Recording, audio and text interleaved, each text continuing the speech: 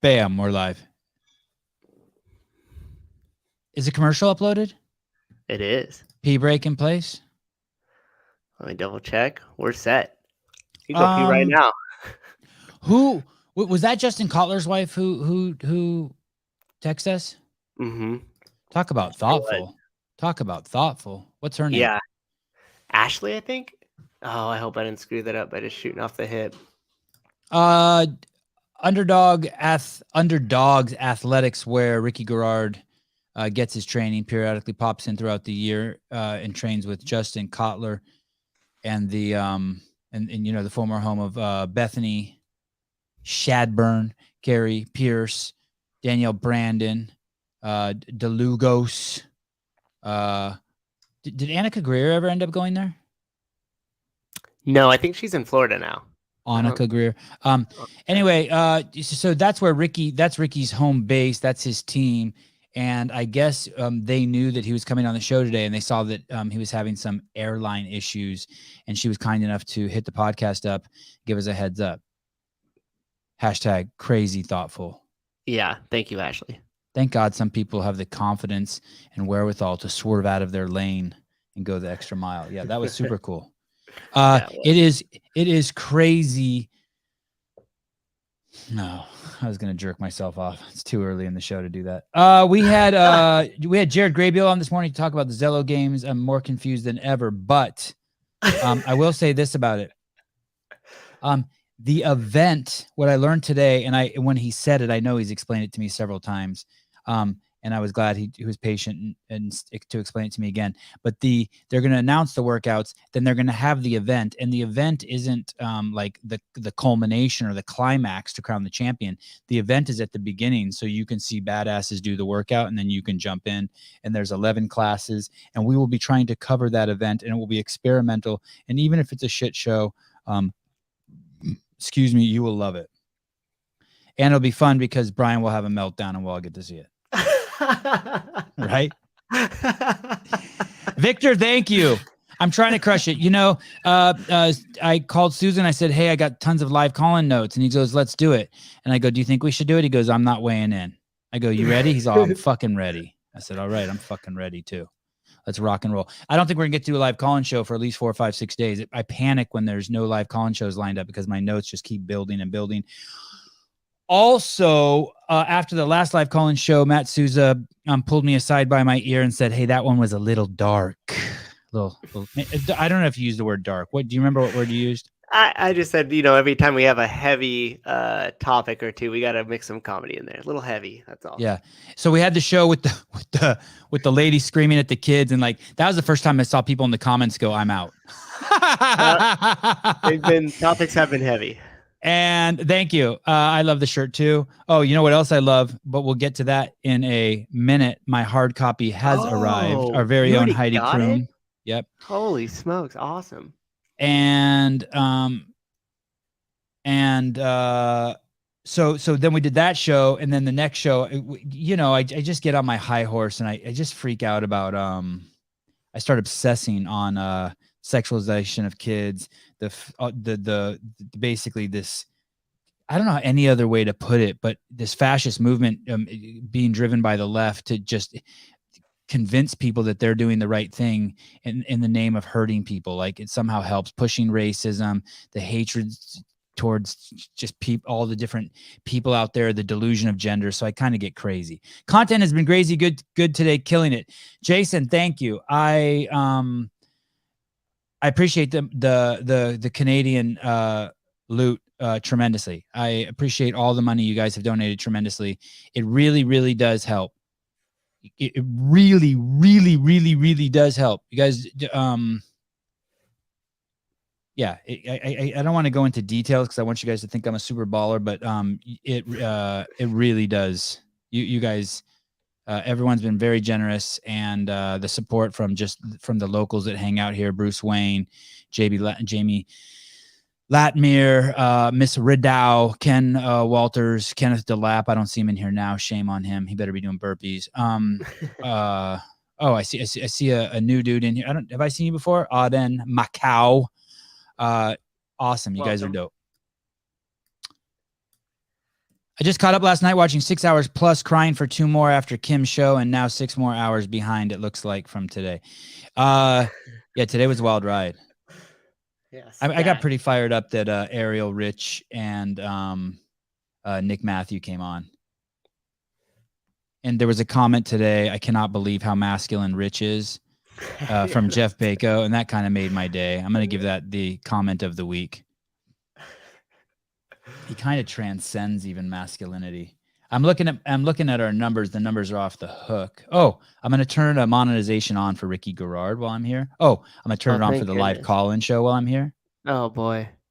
What a mess. What a mess. 12 likes already. Thank you. And we are off to the races. This is going to be a wild show. Some of you who maybe were turning in for games stuff and have not heard the live call-in show before, brace yourself. This show is not for the this is for the enlightened, unoffendable love bugs of the world. I'll pull up my draft of today's notes. I got my 32 pages here. Holy cow, I'm burning through paper like crazy. You got a book going now. I do. And Heidi, I want to tell you, you have inspired me. You have inspired me.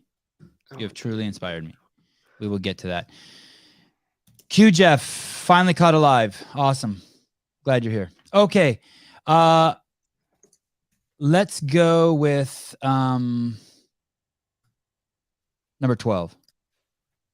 Number 12. I swear I tried to put. So listen, if this show does not have a lot of comedy in it, that means I'm just like I'm one of those people who just can't I'm like one of those people that eat 7 donuts and you're like, how many did you eat? I'm like, 1. Like I don't have the just ignore it. Yeah. Mike the Sauce. Oh, Mike Sour. Mike the Sour. Okay. Is that different, Mike? Here we go, and here we go. Echo. I just preemptive echo attack.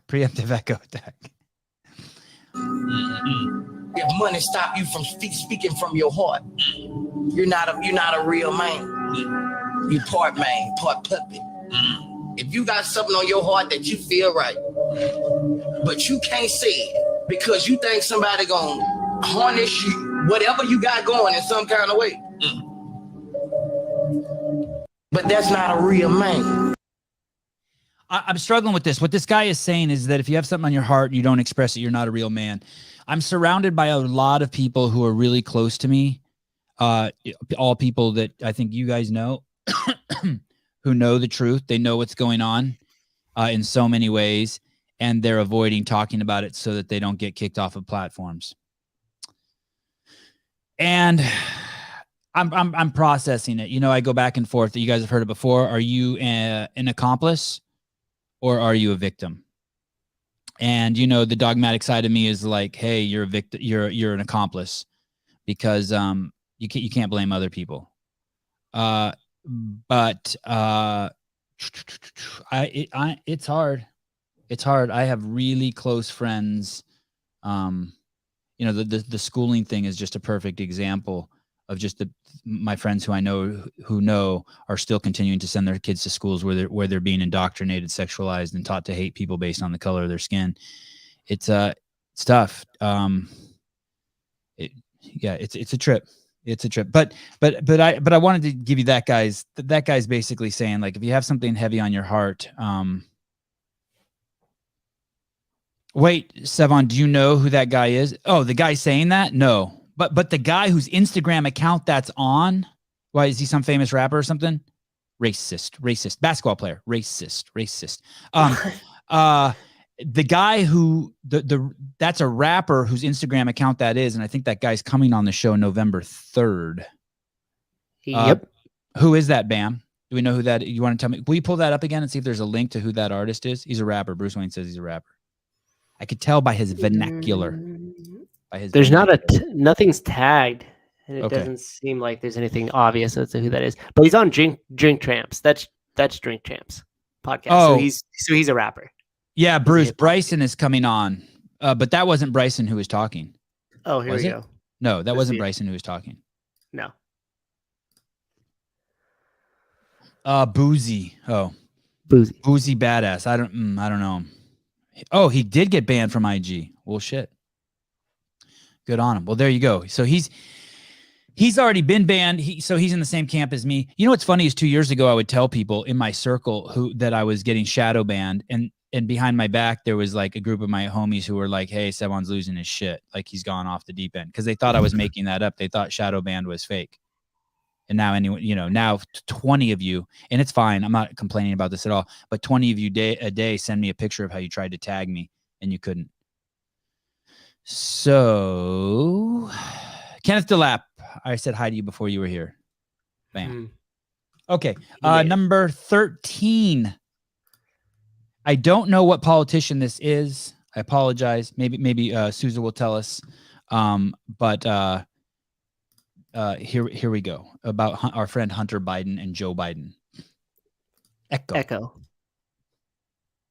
You mean to tell me that Joe Biden, who was a former vice president of the United States, then candidate for the presidency of the United States, now president of the United States, had no idea that his son was engaged in the sale of a cobalt mine to a Chinese company at the same time when the centerpiece of Joe Biden's energy policy is electric cars in the United States and more green technology? I mean, come on, folks.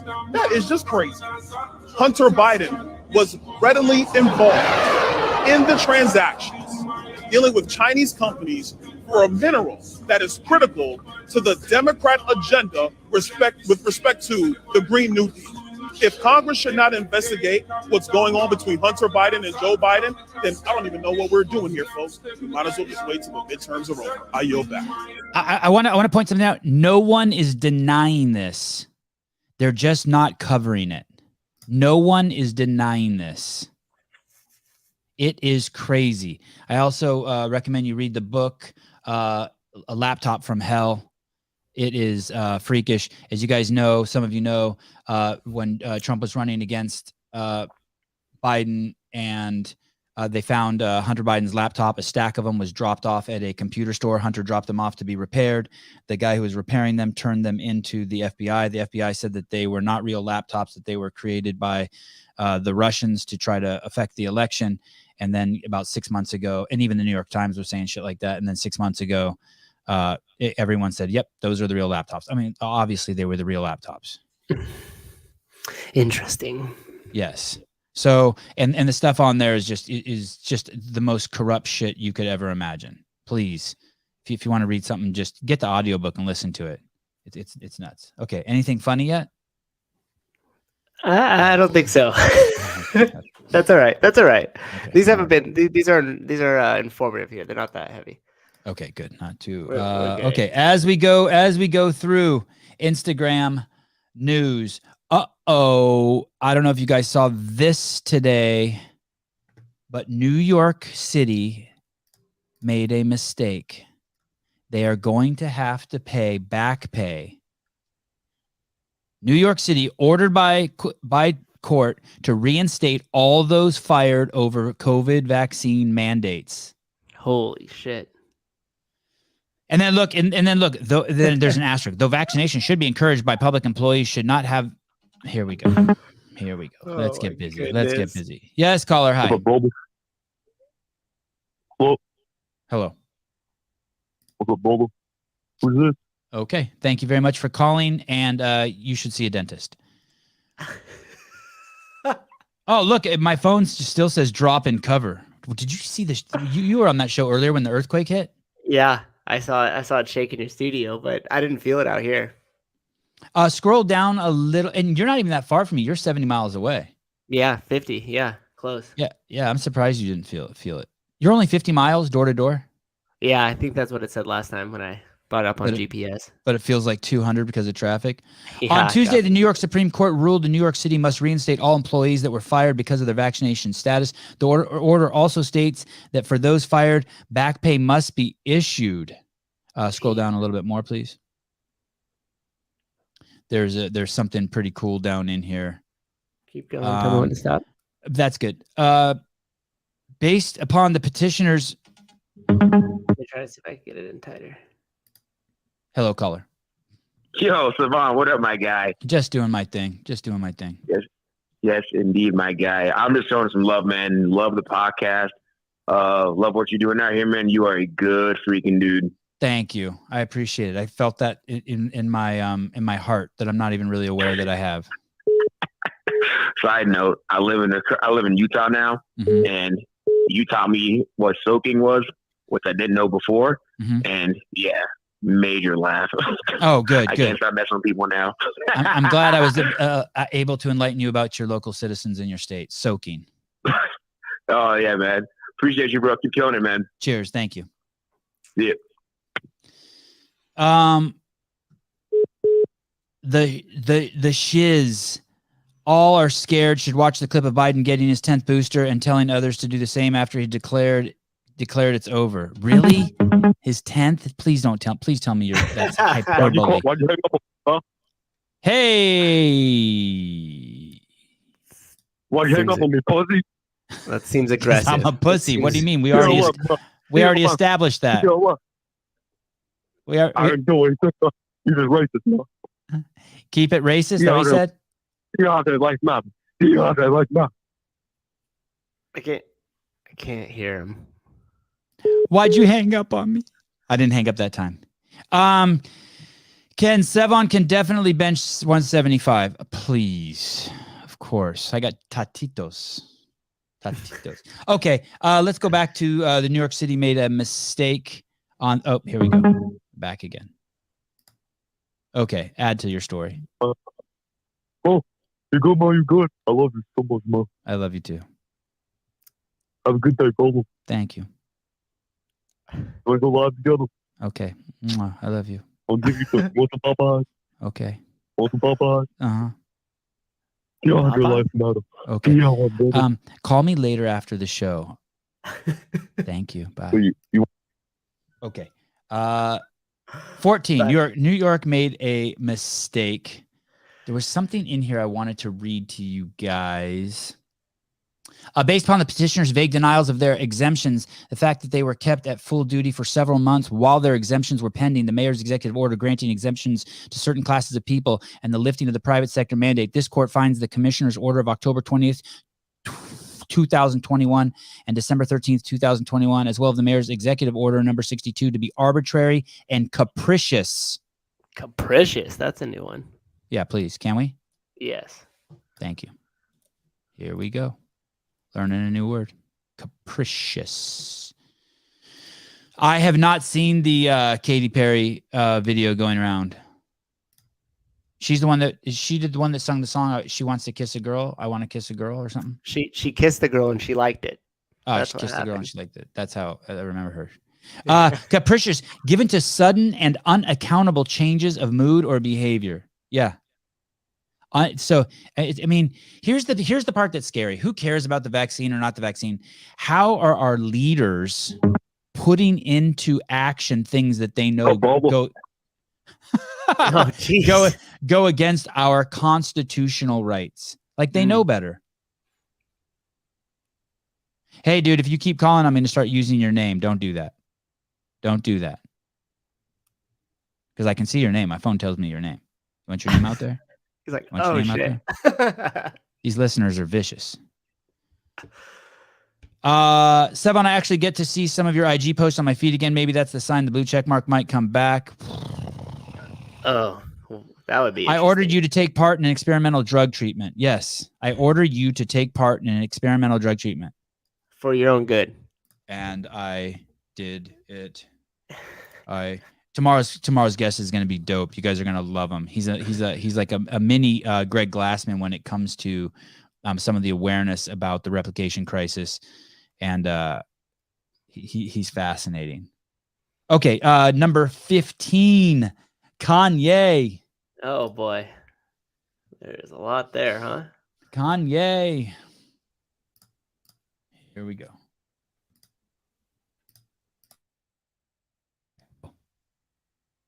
Watching this his hit job. It's titled I Have a Question for Black Folk. This video. Wait, is that the right one? Was that the right one? Yes. Okay. Sorry, Yes. I apologize. Did you hear that text just come in? I did. Okay. Wondering what phone that is. Okay, action. In American history, one of the largest Hollywood talent agencies just cut ties with Kanye West. Def Jam just cut ties with Kanye West. This is crazy. And the craziest one of all, Adidas is planning to cut ties with Kanye West. So for all y'all pro-Black people, I have a question.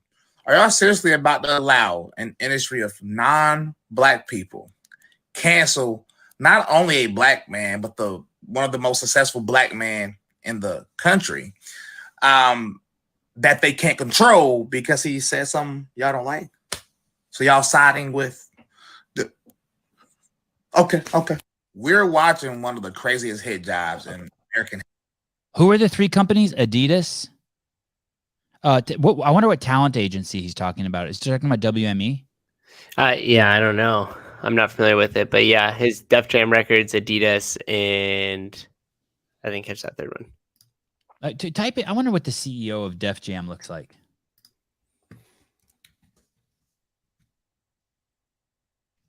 I think Death Row used to be Suge Knight, right? That was him. Mm-hmm.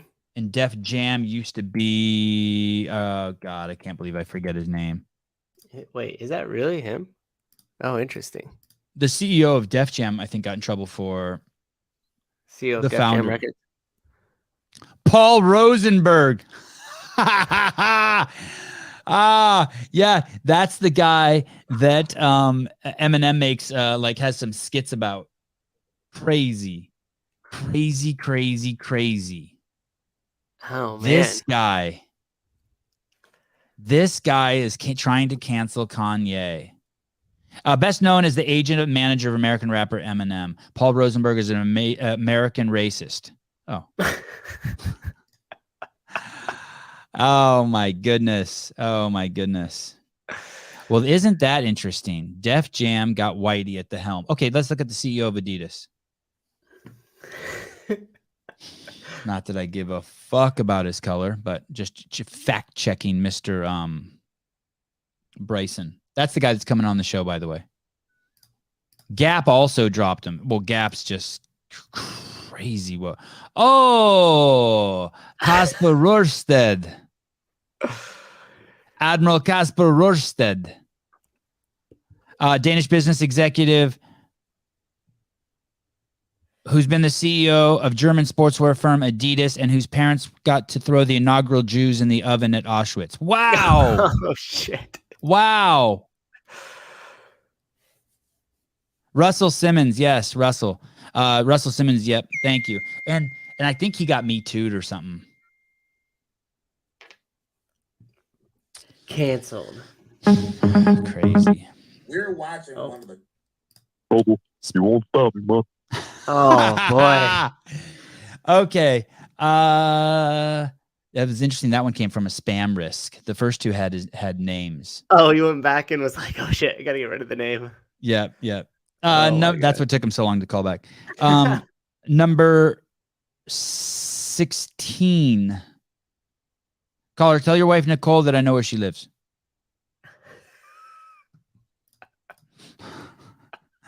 Nicole Gibson. Number 16. Here we go. Oh, this one's good. Here we go. Echo. Enjoy. You're sitting on the fence. Yeah. How many beats they got on? I mean, what? Beats. What? Yeah. How many wings? Wings? 8? Yeah. How many feet? 8. Okay. You got a white cat. He's looking up at them roosters. How many teeth that cat got? I don't know. I see you know more about black cock. You do white pussy. Black. Your inaugural joke that depends on. I mean, you don't even have. They don't have to be black roosters. That's just a. Doesn't have to be a white cat. You tell the joke how you want. I give you free carte blanche. Use the setup. Replace the characters. Yeah, use that joke any way you want. depending on your audience. I killed a guy. In front of his wife and his 2-year-old son. I'm about to show you a man who killed a man while his 2-year-old son watched, and then picked his 2-year-old son up and set him on his wife's lap. What the fuck? Yeah. That's crazy. No, there'll be some Jew jokes and Chinese jokes. Stand by. Okay, here we go. Kill people in front of their kids? Yeah. I killed Osama bin Laden in front of his son. And I thought, and this, we'll get into that mission, but I just killed Osama bin Laden, and I saw his 2-year-old kid, and as a father, I just killed the #1 terrorist in the world, and I looked down at him and I thought, this poor kid has nothing to do with this. And I actually picked him up. You know, it's like, and took him where? Put him over with it next to his mom on the bed. 2 years old, nothing to do with this. He didn't even know how to speak yet. That'll fuck you up, probably. Yep, it will. More than him. Well, I mean, it's stuff like that comes in waves. Like, I mean, Did you sleep well? Not that really. night? No. I mean, I have a great day. I'm a positive person, but I mean, you can have a minute. I can close my eyes and see bin Laden's bedroom anytime I want. And I think about that dude that I talk about killing in his bedroom. I think about him every day. Did you ever kill people? That dude I killed in his bedroom, meaning Osama, he thinks about him every single day. It's the side of it you don't see. Can Vindicate make a Dear Bill and Katie shirt?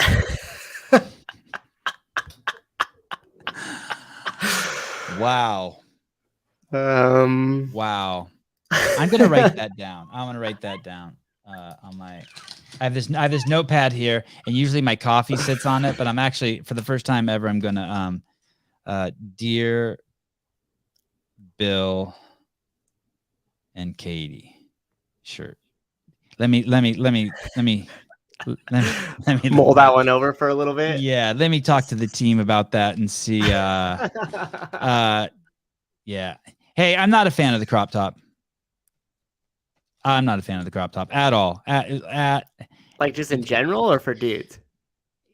Just for dudes. It's like one of those haircuts that's asymmetrical haircuts that I don't want to get into it. People, okay, here we go. Sevan, we are still using Gmail drafts for the show notes. Oh, you're killing me.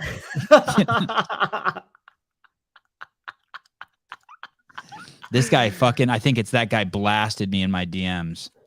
Mike? Tell me he'd be more than happy to unfuck me. Mike wants to come on the show and argue.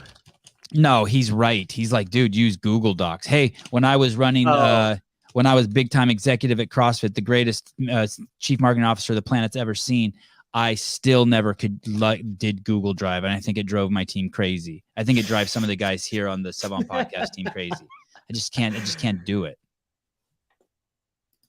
I need someone to like sit down with me, like an old person, be like, push this button, and it downloads to your iPhoto, and then you're good. I'll make instructions for you. We were lucky enough to have a private tour in the Vatican. So it was Grace and I and one other guy. And he told us this story about how frustrating it was when he got his iPhone because his light turned on. And he goes, and for the life of me, I couldn't turn my light off. And he goes, and then I took it to the store to get it taken off. And the guy looked at me and he's like, is this a joke? And he's like, no, I don't know how to turn the light off. Every time I do this, the brightness just goes up and down. And then he clicked the one button. He goes, there you go. And he goes, I never felt like more of an idiot in my life. Hey, they've seen all that shit at the Apple store, right? Oh, for sure. Yeah. I had a member who had a PhD in computer science, and she works over at the Lawrence Livermore Lab, which is super close to the gym. And she goes, yeah, you would really be surprised the amount of money that they pay me to unplug stuff, wait, and then plug it back in. Oh. She's like, that's 50% of my job. Like, hey, this computer's not working. No problem. I got it. Yeah, it's more like, hey, this multi-million-dollar machine is having an issue. We need to go into the back end and look at the coding. And she goes, well, have you just unplugged it first? And then we'll plug it back in, and it fires back up. Listen, you jackass. Listen to me, Jesse. The way it was written, you couldn't do the work. You couldn't replicate the workout. I don't remember exactly what it was, but there was a part in there where it should have said push the sled 200 meters and then do jumping jacks, push the sled 200 meters, and they left that part out. Whoa, whoa, whoa, whoa! What's happening over there? That's got to be senior douchebag. Is it? What's happening? That's got to be the dude. I muted my phone. Okay. Take that. He's just watching, being like, God, I'm fucking their show up tonight. Oh my goodness. Yeah, Mike was gentle but harsh. Let's see. Oh yeah. Hi. He wrote "Hi, sexy man" and then just sent shitloads of hyphens. Oh, he tried to FaceTime me. How dare you? Weird. What is happening? Okay. Yeah, did you see this comment here? Sevan, did you watch Dave's weekend review? No. I someone sent me. I did not get a chance to watch it yet. I'm so overwhelmed. I thought I would be able to watch all of those, but someone did send me a clip where they asked if I would ever be hired back. But then I think it shows like this that make it so I'm unhireable. He didn't say that. I know Dave didn't say that. I'm just saying that okay. because I'm telling the truth. Like I see affirmative action for what it is. It's like, okay, let's feel sorry for people who didn't have it as well as these people based on the color of their skin, and let's judge them and let them in. And in essence, that's racist. No, Sevan, you can't. Well, it just is racist. And if they were just honest about it, I would maybe even consider it again. Hey, we do think we need a little bit of racism in order to help some people out who have lesser circumstances. And the only way we can think to do it is by color of skin. We're going to hold up a piece of paper. It's going to be white on one side and black on the other. And if your skin's dark enough to one section, we're going to let you into college with a lower score. And for some reason, people just don't want to hear it explained like that. But that's what they're doing. And because for some reason, because of that honesty, you can't get a job these days in places. Sad truth. If you say that we need to stick where I'm happy to use the word transgender. They can't have the word woman. It's already taken. It's someone with a vagina who has babies and titties that milk, feed babies. I mean, but I'm happy to say that you're a man who you were a man and now you're a woman, and so you're a transgender man or you're a transgender woman or whatever the right term is. I'm happy to learn that. I'm not giving you this other word. I'm not partaking in your delusion. I can't call someone who's anorexic a track star or world-class marathoner just because they're skinny. That's what you want me to do? I can't do that. It's a fucking eating disorder. You're fucking vomiting after you eat. I'm like, I can't partake in the delusion. Because of that, I just don't. I don't know. Well, he had some really nice things to say about you. Well, that's cool. And let me tell you something. If someone like that did hire me, I would tone it down. I would stay off of. I would more than tone it down. If someone hired me to cook, if I went and got a job at McDonald's and I worked behind the register, I can keep my opinion to myself. Yeah, you're there to do a job. Just like if you were hired for a media job, you would do the media job. Yeah, I would. I never fight back with. I used to be a checker, and I'm great with the customer's always right. I'm fine. I fucking no ego. I can turn that fucking thing off. I can take a fucking ass pounding. Clip that.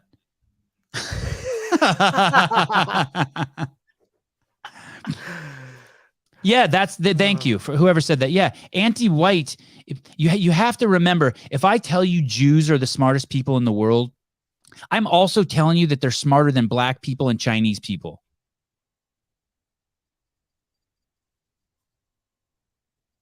So if you say something, when you say something like affirmative action, you're also saying that those people aren't as smart. And anti-white just happens out of affirmative action. That's what just happens. That's the byproduct of it in a world of duality. It becomes anti-white because some people don't get into the school because they're white. I'm not saying it's right or wrong. Everyone decide for yourself. I'm just saying that just honest talk. Okay. Matt Walsh, number 18. Isn't there some jokes in here? Ain't nothing funny these days. Ain't nothing funny. I thought I put some jokes in here. Oh yeah, this is home of the CrossFit Games, I think. Someone tell me if I'm wrong. This is University of Madison. Go ahead, scroll on down. This is a graffiti that says "fuck Matt Walsh." Trans women are women. Here we like they want to. No, they're trans women. Otherwise, you wouldn't need the first word. Yeah. And then it's fuck Matt Walsh. They just and then here they're fuck off. By the way, none of these people in all of history end up being the good guys. Okay, go on. And then this is dear Madison community. We are aware that a speaker is coming to campus on Monday whose viewpoints we believe are harmful towards our trans community. Harmful. That's like saying, "Hey, I'm against coal,"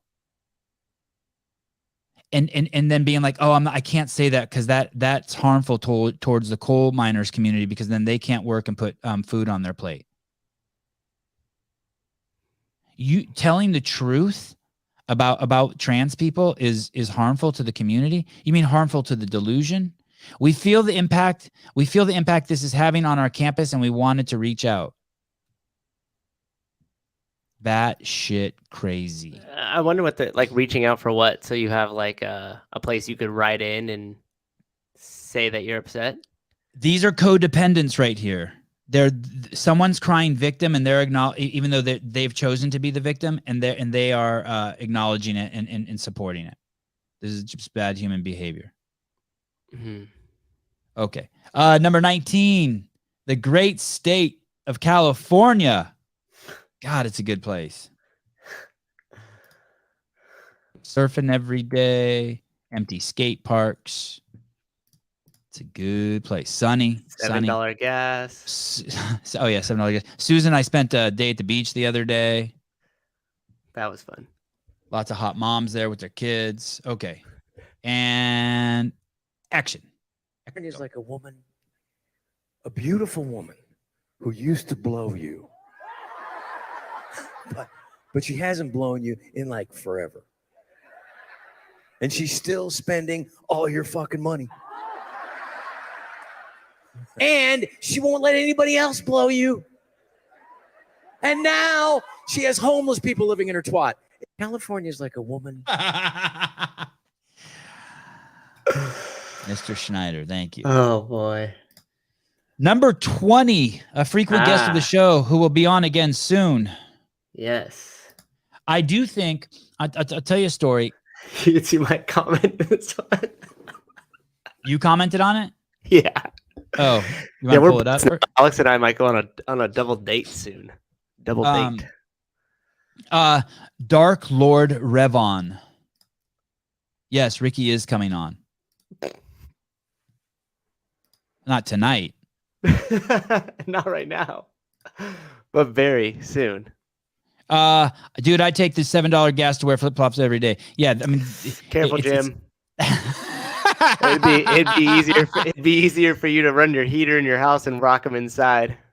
Jim, every morning I wake up to roosters and all the cool shit in sounds, and I step outside and I look at my magnolia trees and my 100 fruit trees, and I let the dog run around and I breathe the crazy fresh air, and I look up and I go back inside, do the podcast, come out, and I tell the boys, get in the car, get the surfboards, we're going to the beach. It is, and it's just right down. I could coast there from my house. I could put my car in neutral and just coast there. It's not what it's like where I live. No, that's true. And thank you for the loot, Dark Lord. You deserve a better answer. He will be coming on tomorrow, I believe, at 12:30 p.m. Central Standard Time. As 10:30 a.m. Pacific Standard Time. Yes, thank you. I was at a pizza place with one of the most generous men I have ever known in my life, Greg Glassman, And when I say that, I really mean that, like crazy generous. Like walk down the street and like stop and talk to a homeless guy and make eye contact with him for 15 minutes is not normal. Ask him what he's addicted to, why he's doing it, pull out a 50, tell him not to buy drugs, get a new sleeping bag, give away a car to a staff member who needs it. I mean, just crazy shit. It goes on. And it was every day. These weren't isolated incidents. This was every single fucking day. He was a man of he is a man of tremendous wealth, but crazy generosity. No one. It would be interesting relative to someone like me. I consider myself jealous. I consider myself generous, but I still think even if you were to take our incomes, he would be exceedingly generous. And the things that he does put his money to are to help the world. So while other people are just fucking throwing their money away, he's meeting with top science. He's using his money to meet with top scientists around the world who see the truth, the numbers guys.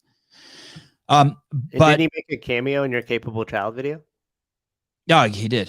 That was very, very. He didn't have a choice. So if you guys want to go check that out, you can see him. I was at a pizza place in San Diego. It was a kind of a trendy pizza place, jam packed. 100 standing room only. People eating pizza standing. Probably a place that holds 200 people that had like 300 people in it, people overflowing outside.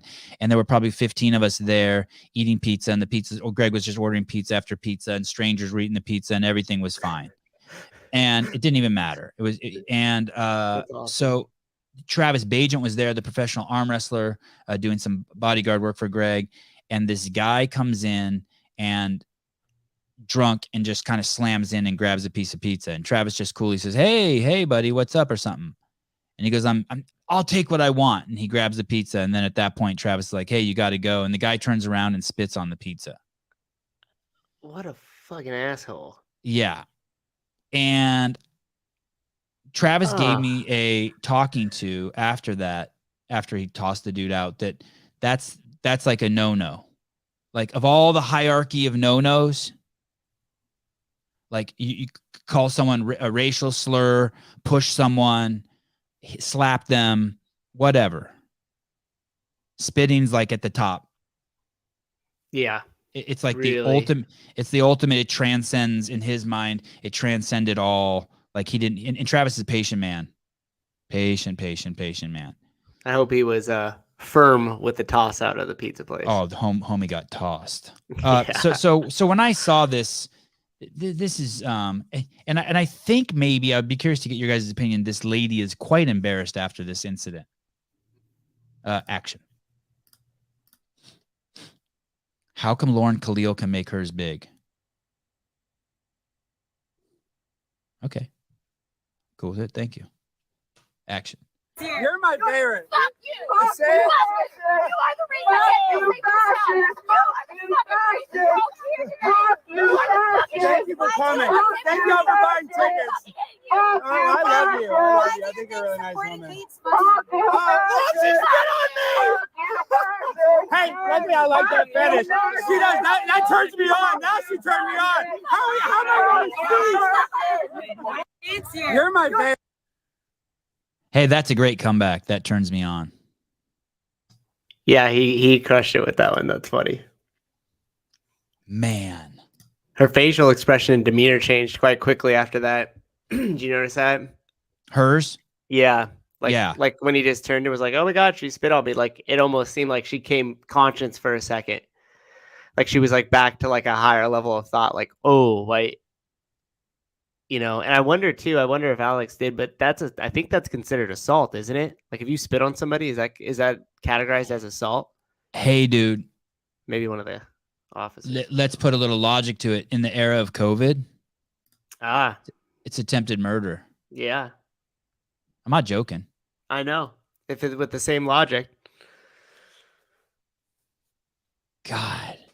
And it's crazy. Once again, it's the analogy. They're the guys riding with the posse looking for the criminal, but they are the criminals. They're calling him a fascist. Yeah, there you go. Jim said it. That's assault. It's unreal. that's why I think when her demeanor changed, when she like did it, I wonder if for that split moment before she just went back to yelling, like if she was like, "Oh shit, I'm the bad guy here." Like I wonder if she realized it. Like it just popped up and was like, Casavion. That's the only way I'd turn violent is if someone spit on me. I mean, it would be hard not to. It's that's a tough one. That's a weird one. 21's interesting. I posted this on my Instagram, and I thought about maybe not posting it. The floor is yours, my friend. Speak your mind.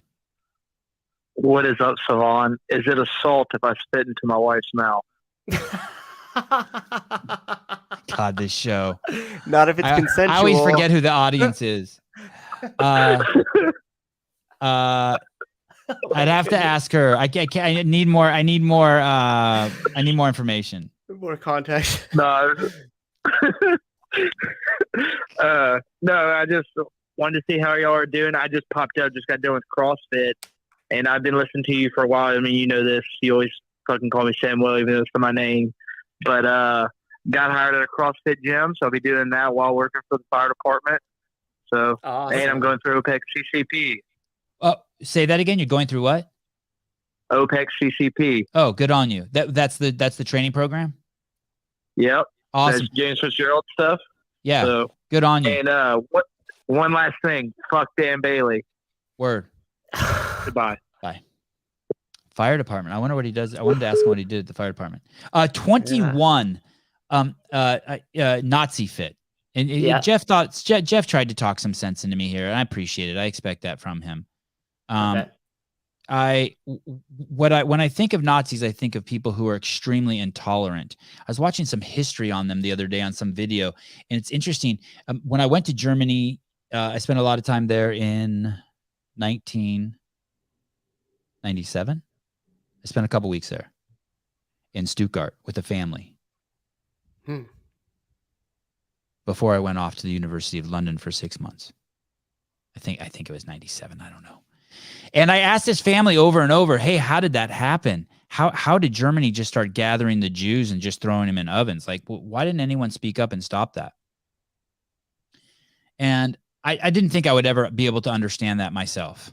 Mm-hmm. And now I've seen two things. That lady who's going around, the North Korean lady who's going around doing all the talks, the really pretty one, she was on Joe Rogan. And she Yami basically Park. said, what's her name? I think it's Yami Park. Okay. She basically said that that they were promised that in order to reach equality, everyone had to give up all their land. And that led to starvation. By the way, I've said this a million times on this show. The only place in the United States where there's equity is in prison. Everyone has the same sheet, same toilet, same room.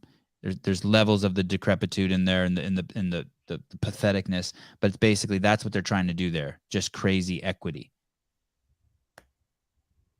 And that's what it looks like. That's what equity and the kind of equality that these people want looks like.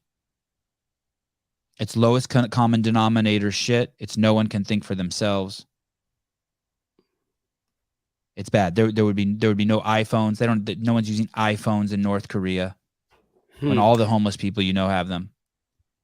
And don't let anyone trick you about the different levels of the discrepancy of wealth is higher than it's ever been. That means nothing if you don't look at the fact that the poorest people have more than they've ever had in the history of humanity.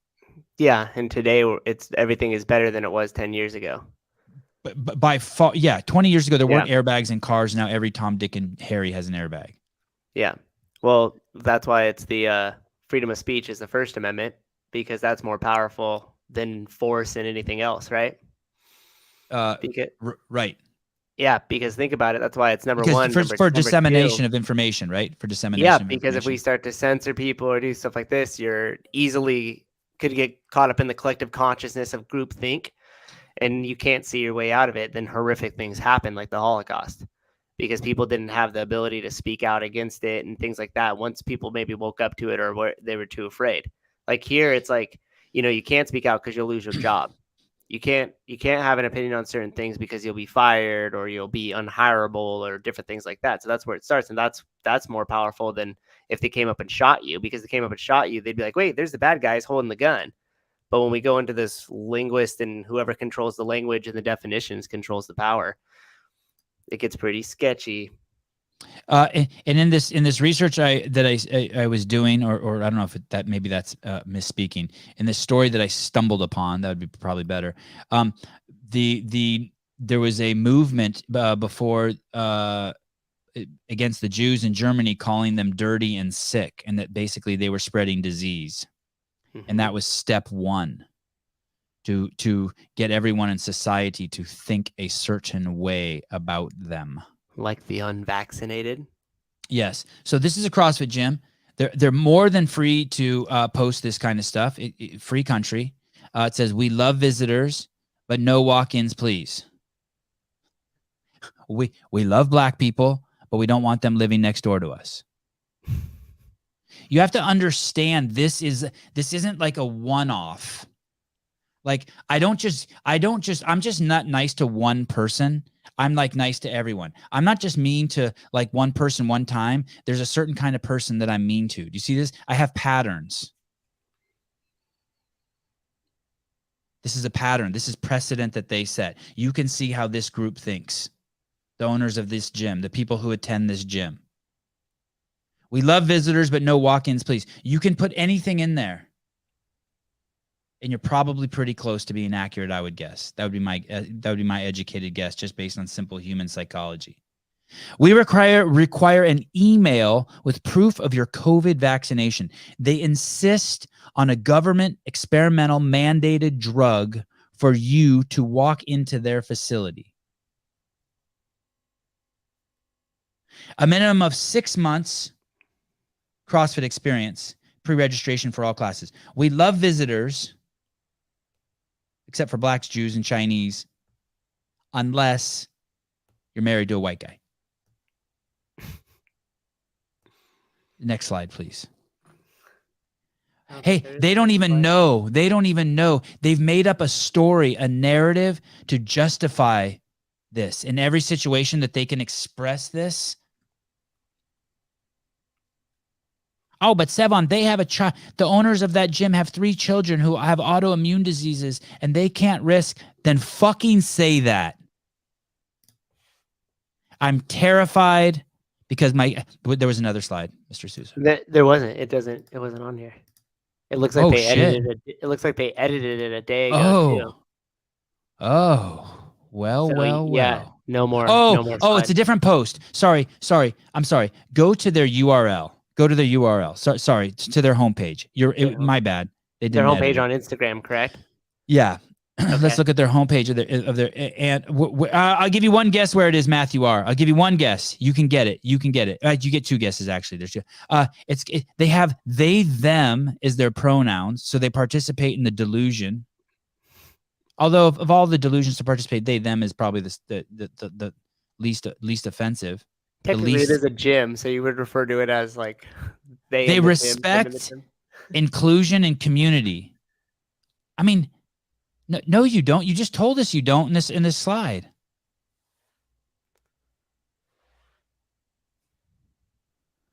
God, I wonder if the owners of this. Oh, NC Fit Pleasanton follows them.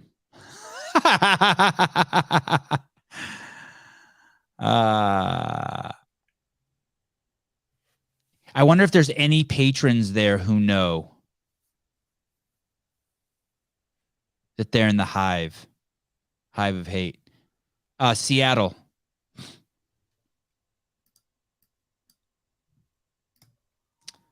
What's up with all this Jew talk with Kanye?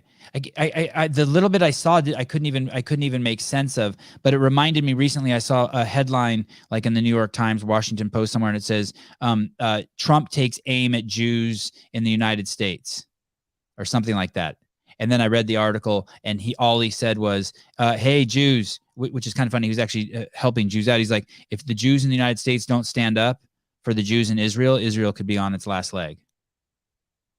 And of course, the Jews in the United States who are like, who hate Israel and are crazy pro-Palestinian, which is fine. It's up to them. they're just looking for a reason to like bite on the racism thing. But once again, it wasn't racist at all. No, that's a great question, Cody, and you know they're not. Are all the members vaxxed? Absolutely not. You know they're not. He got drunk on a podcast and said, no, that wasn't Trump. That was that was Kanye. But it was actually a tweet that originally started it. What? Oh, I thought he was talking about the guy who here we go. This is going to be good. Yes, caller. Hi. Hello. Let's do it. Katie. Hi, Katie. Hi, Katie. Welcome to the show. So do you remember you were talking to Roger Sparks? Yes. I do for remember. our podcast. Yes. Yeah, I'm sure you do. Yes. No, it's good to check. No, it's good to check. It's good to check. I'm still trying to remember Alexis Raptis. That was like the one I feel really bad for. But go on. All right. There was a comment made. I think you guys were talking about how the stuff that he had to do leaves like mental scars, understandably. And a comment was made about like it's that like drone operators don't have that like same issue. Correct me if I'm wrong. Nope. I'm with you. You're making complete sense. Okay. I'm with you. I'm following you. I'm tracking you. I think I know where you're going. Okay, so it might not be to the same extent, but so my workplace directly works with and supports drone operators, and both the operators and us, like the support staff, had to attend what's called like moral injury training. So even though like they see the stuff through a television screen, there's still that same sort of trauma, although probably not the same extent, and it's slightly different. And even the support people have that same sort of trauma. I'm going to go back a step. So when you say you support those people, like you make catheters for them so that they can just sit there and never have to move, or you bring food to them, or what do you mean you support them? That's not my, we give them information, tell them where to go, tell them when their aircraft is threatened. Oh, wow. 6 dudes on turbines and camels, 3,000 feet below you, like stuff like that? Sort of. Wow. Not direct. I mean, the operators can see that for themselves. Yeah. Hey, I could argue that maybe they even have more trauma because they know, but they don't get to process it.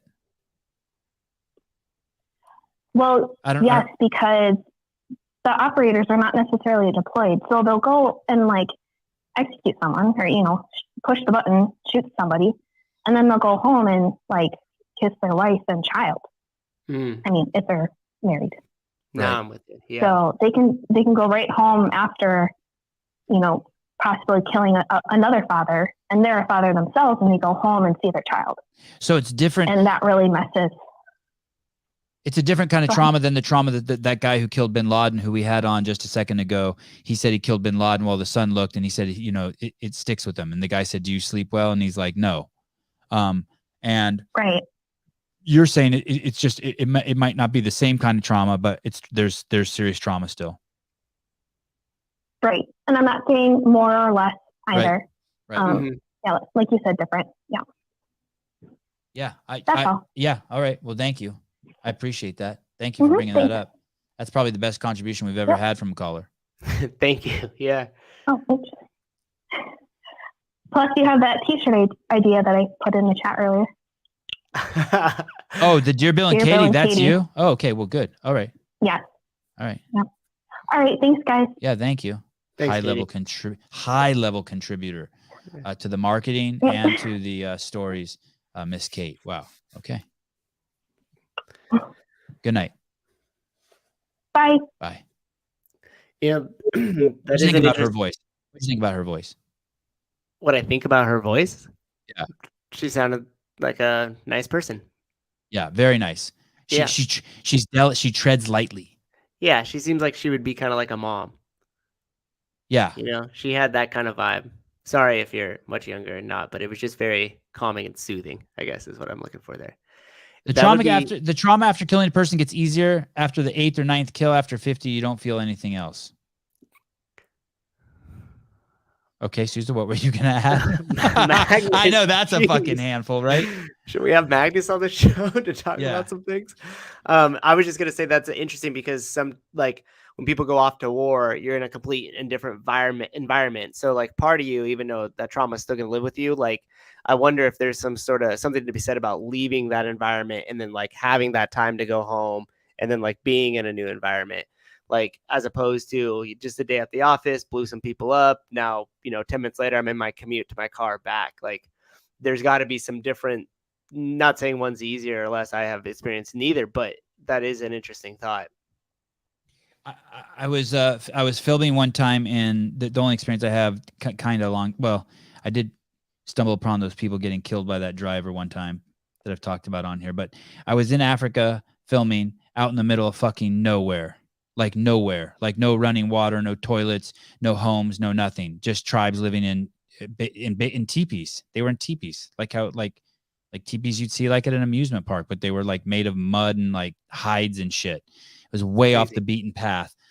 Probably right in the 100 miles west of Mombasa. Mombasa is the city on the eastern seaboard of Africa on the Indian Ocean.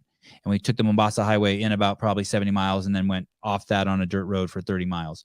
And I made a documentary there, and I was out there for about 2 weeks. And every day that I would wake up to film, there were these 5 kids that I hung out with the most. And every day that I would film with them, I would wonder if they were going to be alive the next day.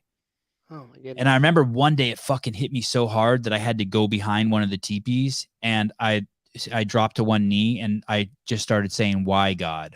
Why God?" I don't even know why I was saying that. It was kind of like I was having an out-of-body experience, and I was just bawling. I just couldn't fucking believe the hardship here. And but then 4 days later, I was at home in California, just eating a snow cone. Yeah. Just get on a jet and you're back home. It's like, what the fuck? So I could only imagine what it's like for these guys, right?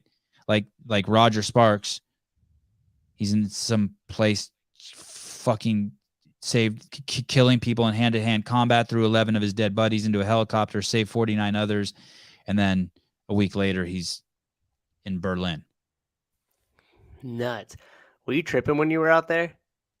Well, it's Like, were you kind of like- like what I saw a lot of. I probably went to 40 countries that were all struck with famine all over the globe, where there were malnourished children in all of them on African continent, Asian continent, South America.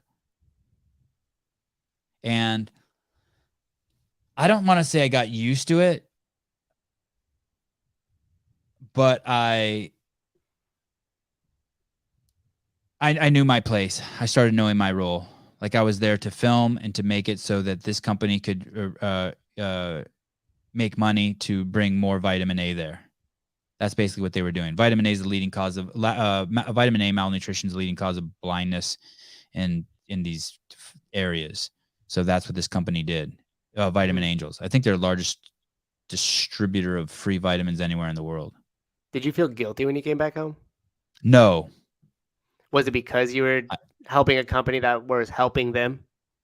I don't know. I just don't have that. My dad came from my dad had a crazy upbringing, right? 10 brothers and sisters living in a concrete hut, no water, no electricity. Basically they were refugees who escaped the genocide in 1915. And my grandparents, they were put in this village, and that's how my dad was raised. And then eventually he got out of there and got a scholarship to a seminary school in Chicago and maybe in Evanston, Illinois at 18, and got out of there. And Wow. my dad, and then my dad ended up becoming guilty. My whole life, my dad's had guilt for his success. Mm-hmm. And it's like, that's no way to live. And when I saw that, I was like, I will never, ever, ever live like that.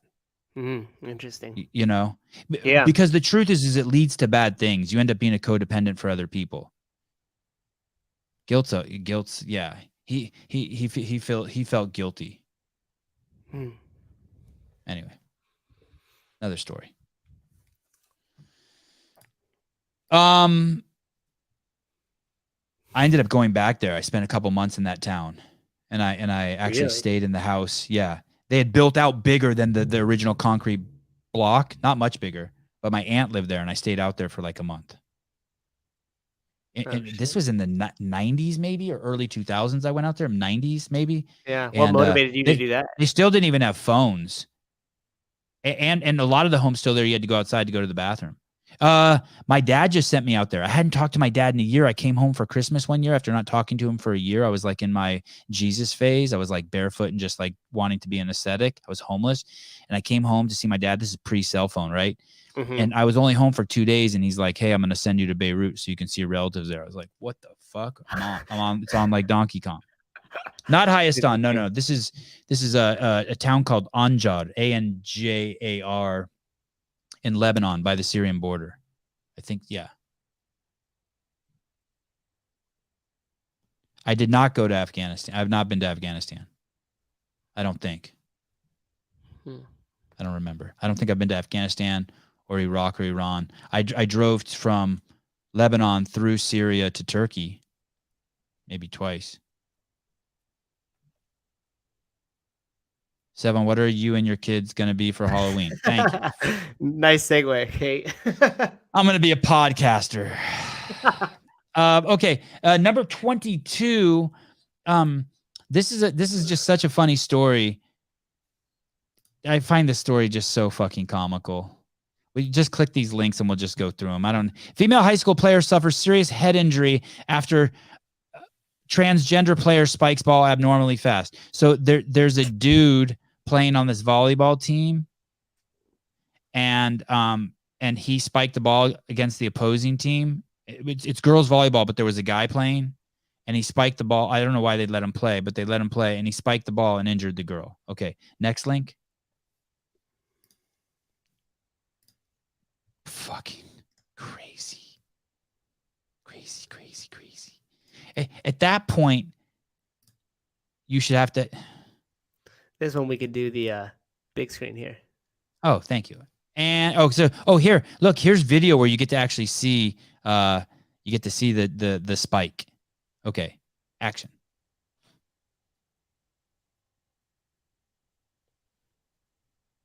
There's the person, and that's the dude. Oh, so choppy, you don't get to see it. Anyway, that guy jumps up and spikes the ball, and it hits that girl in the head. And there was a clip yesterday I saw where Serena Williams is saying that men's tennis and women's tennis isn't even the same sport in her mind, and that there's no chance she could beat professional male tennis players, none at all, and that they're not. She considers them so different that she doesn't consider them both tennis even. Like they're different. She didn't name them.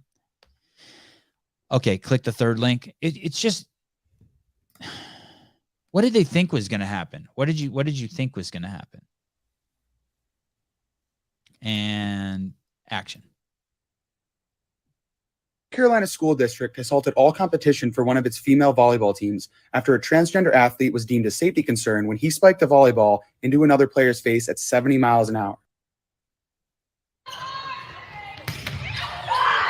This young girl sustained severe head and neck injuries and is suffering long-term concussion symptoms like vision problems. School board was right to halt all future competition, but why did it take a young girl sustaining severe injury for adults to realize the simple biological fact that men have an advantage over women in sports? This is why the slippery slope of the radical gender ideology is so dangerous. They don't just want you to use their pronouns. They don't just want you to let them choose which bathroom they use. They want you to acknowledge that gender is something you can change and isn't based on anatomy. Going along with this idea is intellectually misuse the word gender and is literally putting people in harm's way. But because some people don't want to hurt the feelings of anything, he's fucking up. Like first, it's not gender, and who cares in this instant? Who cares about morals? Like now he's bringing in the God talk. That's why I don't fucking like the God talk. Morals so ambiguous. Caller, hi. Hey, Sevan, I had two questions for you. Okay. First, in regards to the Armenian genocide, what was the leading reason why that occurred? Like, why did they genocide your people? So they say, and it's a very interesting point, and I don't hear Armenians talk about it. They say that they were at war with Russia, and Armenians were siding with the Russians, and so they wanted to cleanse the Armenians out of there. Okay. The other reason Gotcha. is just the Armenians were very successful. It was their stories are very similar to, I can't remember which city it is, but it's basically how the Rothschilds started. These Jewish families, they were in these cities. God, what was the capital? And they were told that they couldn't live inside the cities, so they were pushed to the outside of the cities in the slums. And the Jews were so creative that even from the outside, they started lending people money. And lending money inside the city walls was legal, but they lent the money outside the city walls, and from there they became just fucking rich as shit. They ended up lending money to the Queen of England, and so it was. I think it was something very similar to that. Basically, the Armenians were a very creative, entrepreneurial class, and it was time for them to go. Their land needed to be taken from them, and and they were fucking up the Turkish bloodline. And so, and the world knew this was going on in 1915, and I think it was the French who had lent, which is kind of funny, it's such little money now, $70 million to Turkey, to the Ottoman Empire. And so the British were like, hey, we're going to go in and fucking attack Turkey. And the French said, if you do that, we won't get our money back and we'll have to attack you. And so that shit just went on and on and on. And there's an amazing book written by the ambassador of the United Kingdom to Turkey at that time describing what happened. It's brutal. It's brutal. What, do you know the name of that book? It might just be called I'll look at it. It might just be called I think the name of the book is Armenia. And let me put UK ambassador genocide book. Genocide book. Let me just put that in Google real quick. I think I found it. This doesn't, I read the book a long time ago. This doesn't, Henry Morgenthau. If that's the author's, if you have the author's name, that's enough. I'll be able to find it. No problem. Okay. I'm not sure if that's the right book. There's one called Ambassador Morgenthau's Story. God, that doesn't look right. I wonder if my mom's watching and she knows. I wonder if I have the book. Okay. Well, I don't want to take up airtime. Hey, I heard Jocko Willink did a podcast on the Armenian genocide, and I heard it's absolutely insane. I heard it's like his best podcast he's ever done. I'll have to look that up. Now, here's another thing, though. Yes. So the Turks are Muslim. Wasn't there religious implications too? Because aren't Armenians not typically Muslim? So Armenia is the first country on planet Earth to take Christianity as its national religion. No country had ever done that before. And of course, shitloads of the Bible takes place there. That mountain there, Mount Ararat, is supposedly where Noah's Ark is. The place is covered in churches. So yeah, I'm sure you're probably right. There was probably some religious like boogeyman shit. Yeah, for sure. Okay, interesting. And then actually I guess I had a statement, maybe it leads to a question. In regards to the volleyball player being assaulted by the dude in the competition. I'm a soccer player. I love playing soccer. And I have a cousin, and he married a girl who played professional soccer in the UK for like Brighton and Hove, who I think they're in the Premier League now, not sure. But she's a female soccer player. She tried out for the English national team. I think she even made the team.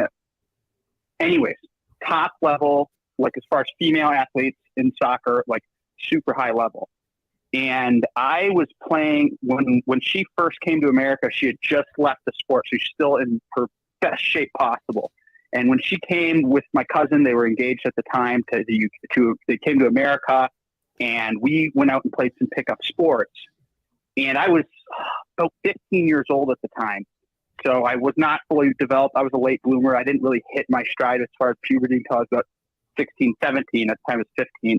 Anyways, we were playing sports, and like soccer, I think we might have even played some, two-hand touch football or something. Anyways, one of the things that just what shocked me when I was playing against her is that physically speaking, I was far more superior than her as far as speed and agility. Like, it wasn't even a competition.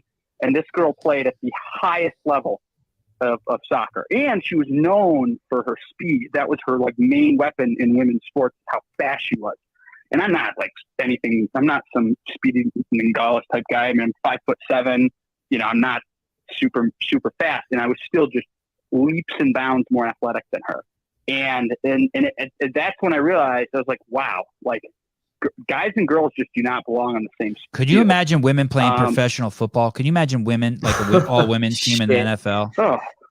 Oh, it'd be a bloodbath. Yeah. Like everyone on the team would be killed.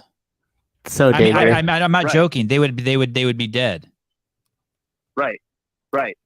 Yeah, and I think that when people hear the term equality, they get really mixed up and they get confused, and there's a lot of buzzwords and a lot of propaganda behind it. But you know, I think when we talk about equality, what people need to focus on is like equality of treatment. And by that I mean, like, you need to understand where somebody's coming from and what they're capable of, and then treat them like a decent human being and treat them nicely. But that's not the same as being like, we can all do the same things.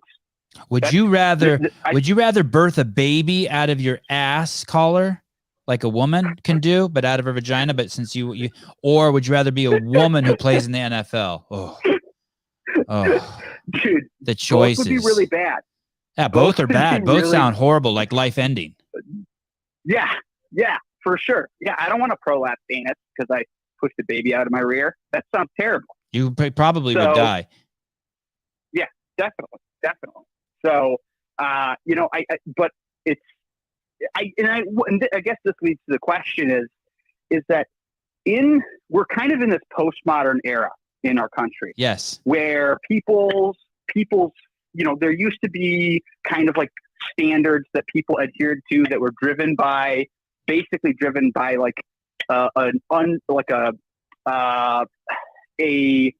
what would you call it? It's not church and state, but there's the morals in the country. And I'm not saying this was entirely good, but everybody kind of was on the same page that the vast majority of Americans were very religious, mostly Christian, Catholic or Protestant.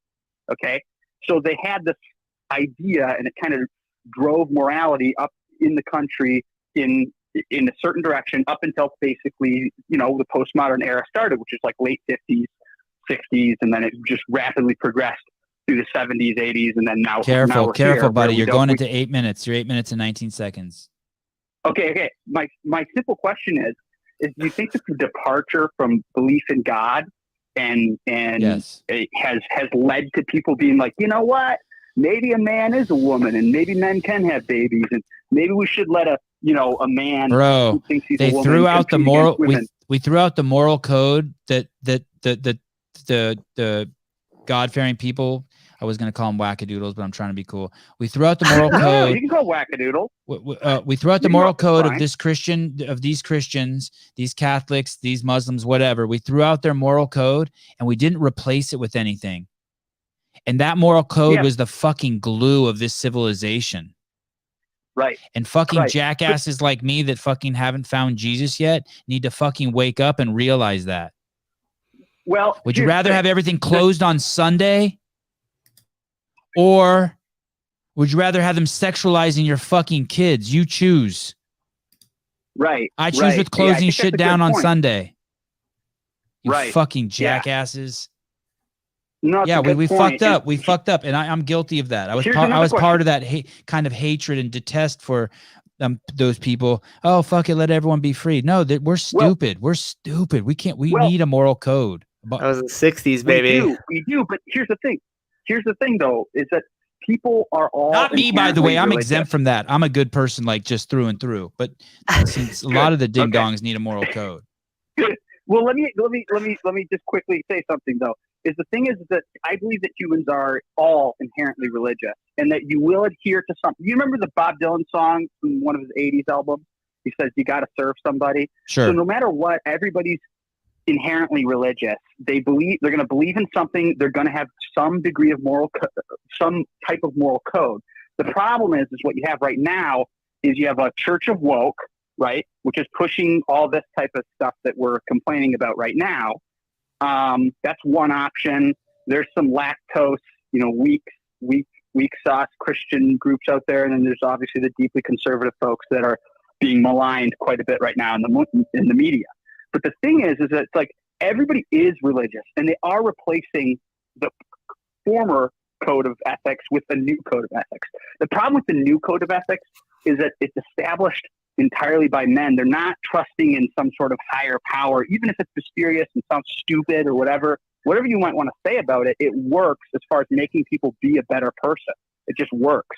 Whereas what we currently have is just like people kind of go, listening to their favorite politician or pundit, and all those politicians and pundits are united in this dumbass, ridiculous standard for morality, and then they're just pushing these massive amounts of people toward it.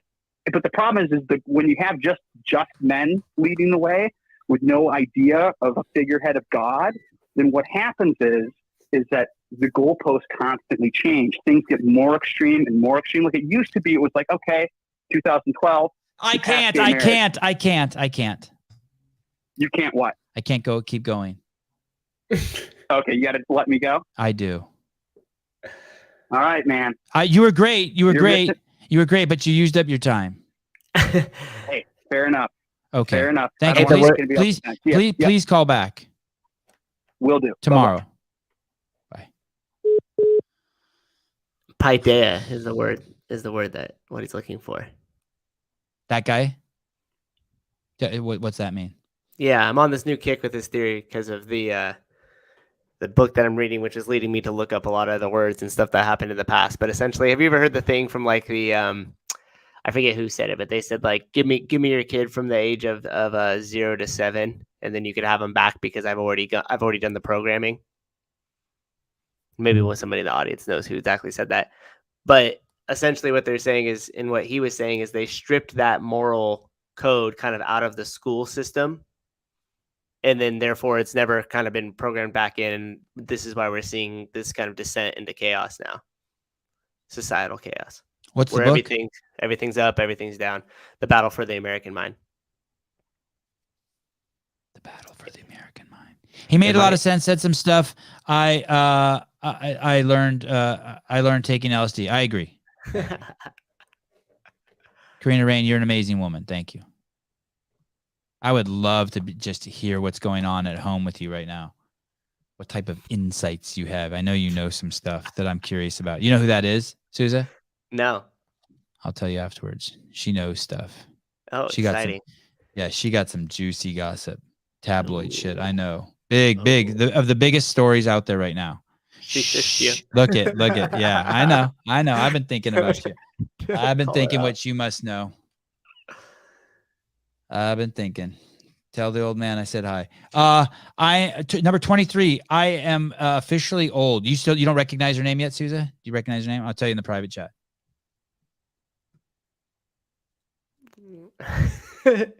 Hey, anyone who watches the show, though, by the way, anyone who watches the show would know who she is. Like if you're diehard and like you have a better memory than me. Oh, what? Now I feel like I'm up on something or behind on something I should be up on. on A honeymoon or something. Your shit got all fucking. Dude, that was behind. It. Haven't been the same since.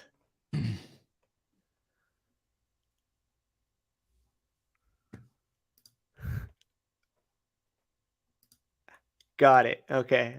Got it. Right? Does she know some shit or what? Yeah. Fine. I'm done. Okay. Awesome. I'm done. All right. Fine. I'm done. Good. I feel like I knew. Don't worry, guys. I knew. It's not a secret. It really isn't. It's just like it's whispered. It's stuff. It's my inside voice. Number 23. I'm officially old. The caller was good. I just couldn't anymore. It was like what Kenneth said. Like if you're more than 3 minutes and now you're a guest, and it's like, hey, this is a live calling show. What'd you like that full screen? You like the full screen? You want to keep rocking this guy? Yeah, let's do it. That's it. So this was a guest on the show. Corey was on the show and got a great Instagram account. Here we go. As rappers, we got to stop perpetuating our own genocide. There's a war going on inside and outside. No man is safe from. How y'all rappers call yourselves real? Turn around, tell these kids to kill each other. You see, the problem is we y'all biggest ops. I'm done pointing fingers at the judges and the cops. It's time to take accountability. From Scott LaRock, Big L, Biggie and Pot, X and Nick, King Von and Pot, Young Dove, now PNB Rock. I can't believe they allowed this to be said at the BET Awards, but I'm happy that it was said. Many of us have been saying for a while now that rappers need to take accountability and realize that their music is perpetuating the death and destruction that we see in our communities. And whether they like it or not, they are role models and have a responsibility to guide the young people in our communities in the right direction. Rapper Joey Badass is no longer woke. He's awake. So what's interesting here is I titled this "I'm Officially Old." I don't want there to be censorship. I want people to sing gangster rap. I love gangster rap, but that's a strong message that whatever his name is, Joey Badass or whatever, he said, stop pointing fingers at the judges and the cops. Yeah, it doesn't matter, as Hiller would say. It doesn't matter. It doesn't matter. Like no matter how true your story is, that road's a dead end when you point your finger at the cops and the judges. You don't achieve happiness, wealth, love in your life if you go down that road. Wasn't that like a Dr. Kashi thing of like the different layers of blame? Like first it's circumstance, then it's like other people, and then finally you're left with yourself. I could be wrong. I like it. It's good. I like it. Yes, the great Dr. Kashi we had on the show. We should have him on again too. Yeah. A dear friend of ours told me that we should never have him on, that he was boring, and that just made me want to have him on more. The comments when he's on are fucking off the hook on YouTube. Yeah, People I love stood the face noises thing still sticks with me pretty good. Like when I hear people talk or something like that, and they're trying to communicate something, and it's just all over the place, and you're like, just say what you want to say. Wow, they're bending wind with their tongue. Yeah. Number 25, white guys. Oh my God. Can we get through 5 of these in the next 10 minutes? Number 25, white guys. Please be funny. Please be funny. Please be funny.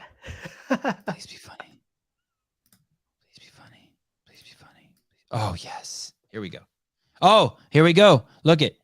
The black man got slammed in the first part of the show. And here's balance, the bookend to it. Here, white guys. Here we go.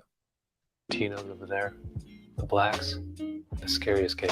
The whites. Why are they the scariest? Because you know they got a fair trial. So those dudes are real criminals. Yeah, that is scary. But you got the Latinos over there. The blacks, the scariest gang. The whites. Why are they the scariest? Because you know they got a fair trial. So those dudes are real criminals. How perfect is the timing on that? The last bit was like, don't point the fingers at the judges and the cops, and then now this one is I'm an artist. That was pretty funny. Bayer. Oh, this isn't funny. Bayer aspirin. Bayer. Number 26. Oh, I like this lady.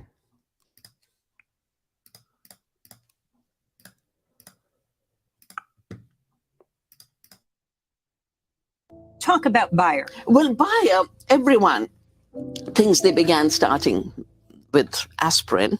They began for Hitler's Germany, making Xylon B, the gas that was used to kill millions in the concentration camps. They were part of RG Farben.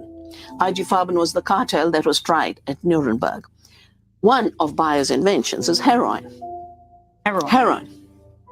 And it was called heroin because it made you feel like a hero.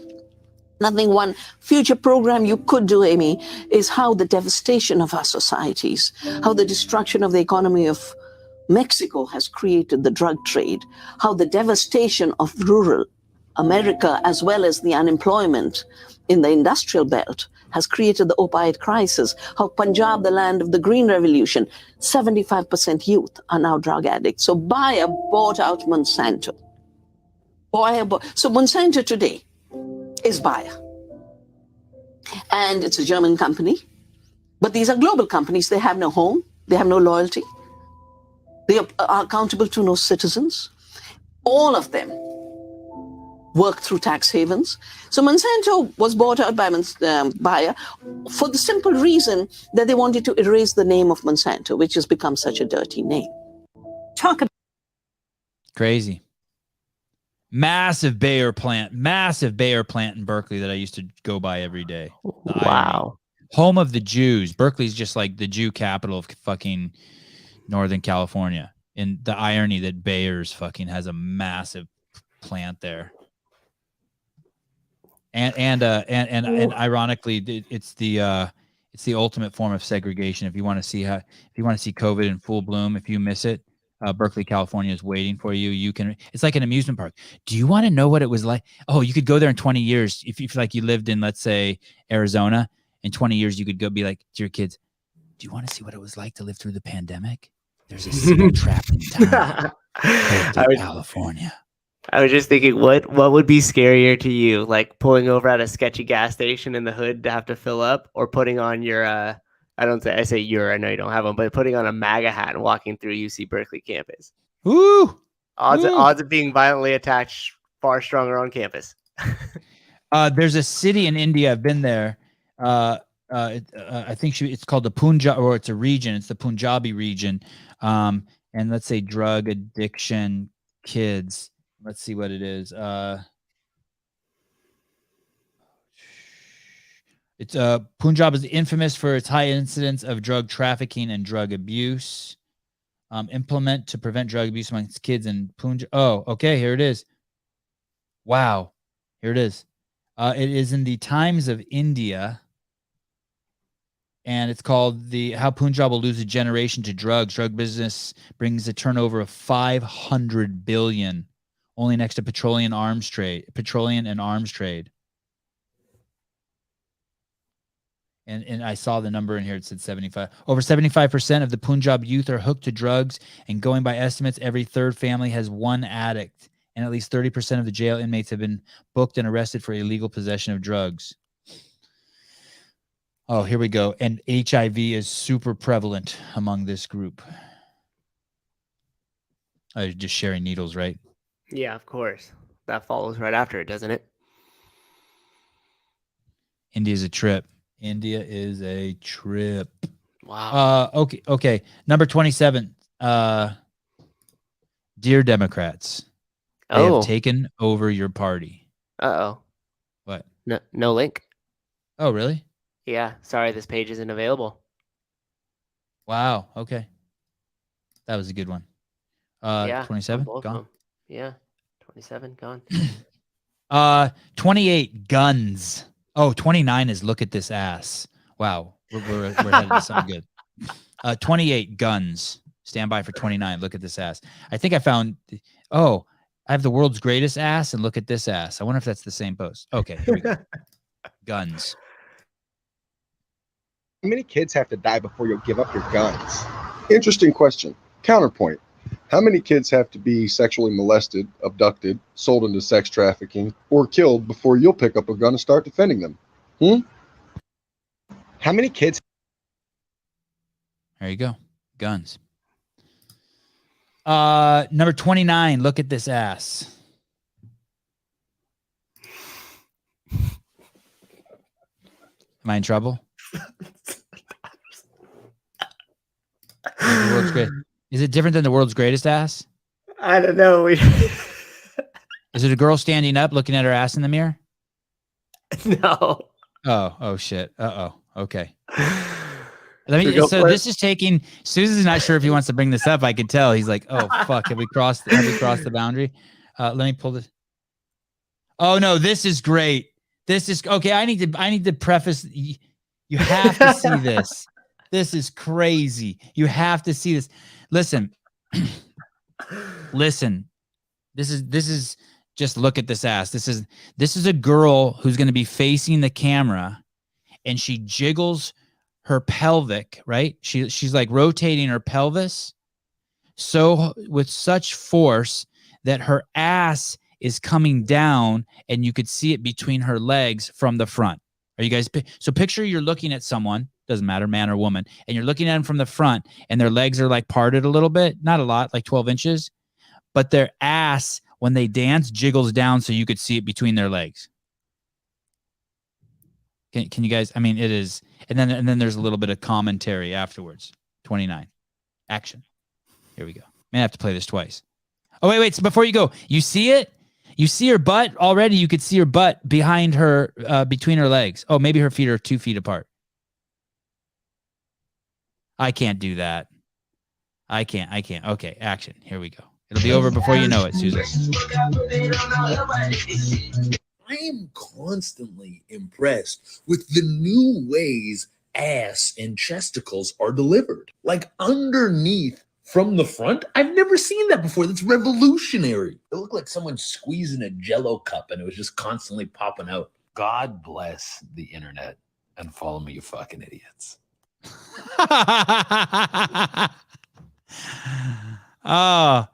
Oh, you think those are testicles maybe just attached onto her back? That's where I went immediately when I saw that. You thought it was her butt from the front with that much movement?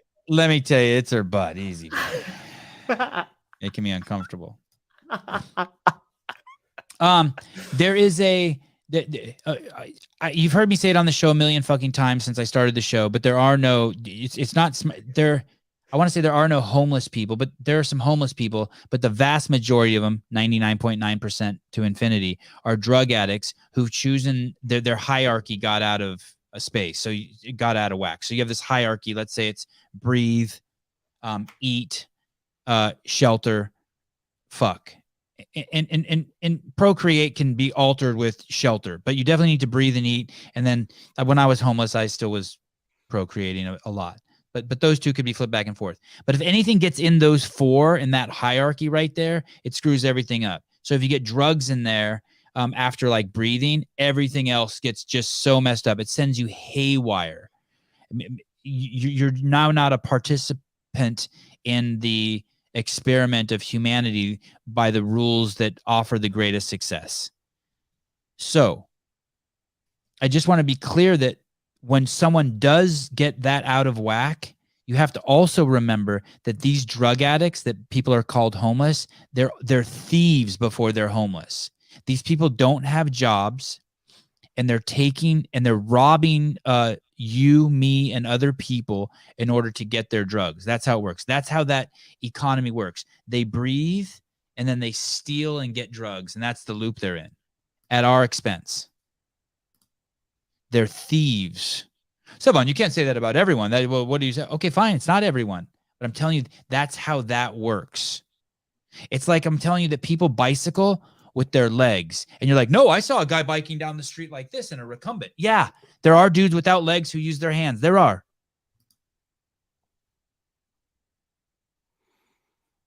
But I'm telling you, the vast majority of these people, they're breathers, they're drug addicts and thieves, and they just stay in that loop. Yeah, they don't want to. Well, they have to steal to support their habit. Have you ever seen this guy's page before? This might be somebody we consider to Schellenberg? No. Tales from the Streets. Like, here, let me bring us into this. You want to see what drugs will do? Dude, you were uncomfortable with that ass, and now you're bringing up a random Instagram account, and I feel like my butt pucker. Okay, let's do it. Oh, no. It's just this guy makes he interviews a bunch of drug addicts that live on the streets in Arizona in particular. And it's like, it's just insane. And so it just goes along. Like, if you look at some of the people, and especially if you guys go through his Instagram and you listen to some of the stories or the way they talk and stuff like that, it just completely highlights what you were just talking about. Like, and they're all women. God, that's depressing.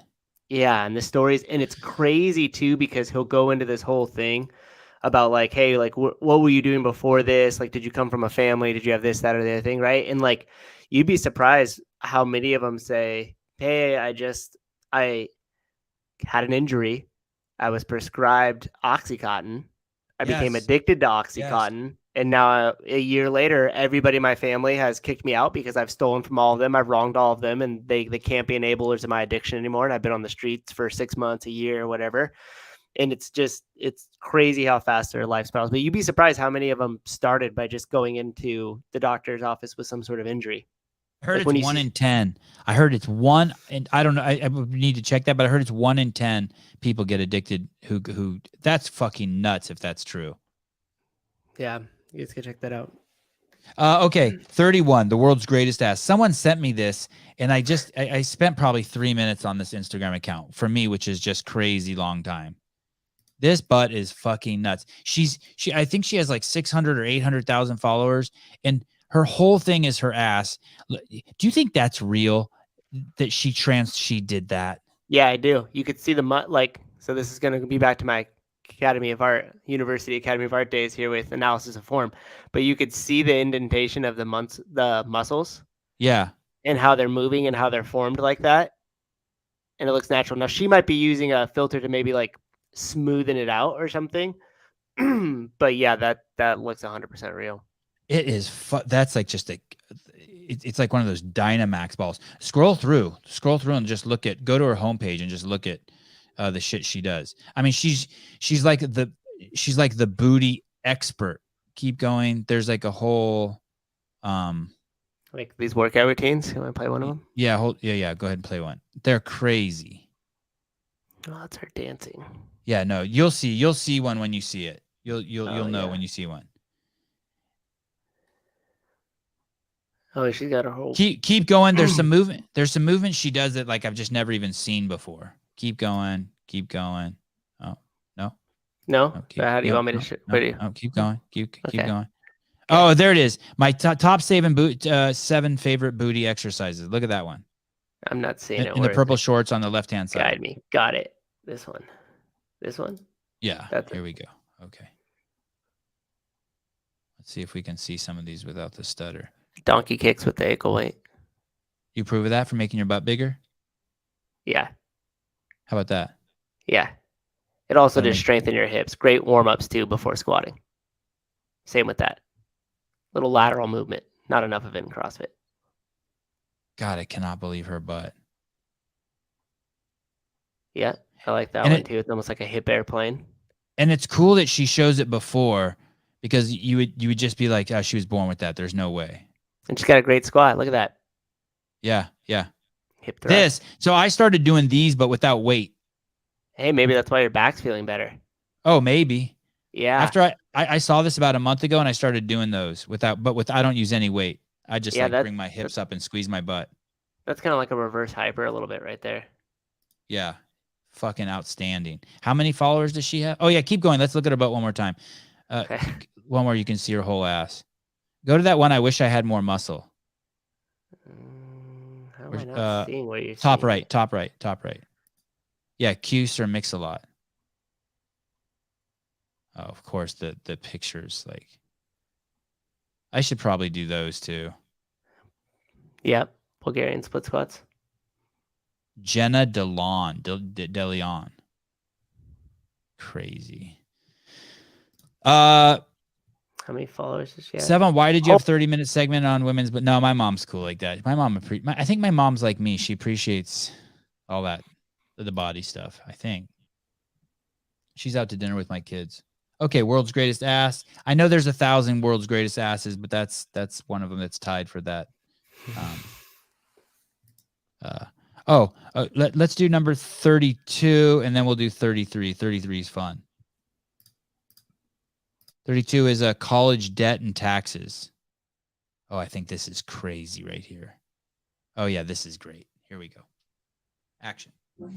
I spend more time working on these cars than with my own family. I spend my days digging holes, cutting grass, and sweating. This is job number 2 today. So my customers aren't the only ones drinking coffee. I'm breaking my back out here for one reason. I want to pay off some other guy's debt.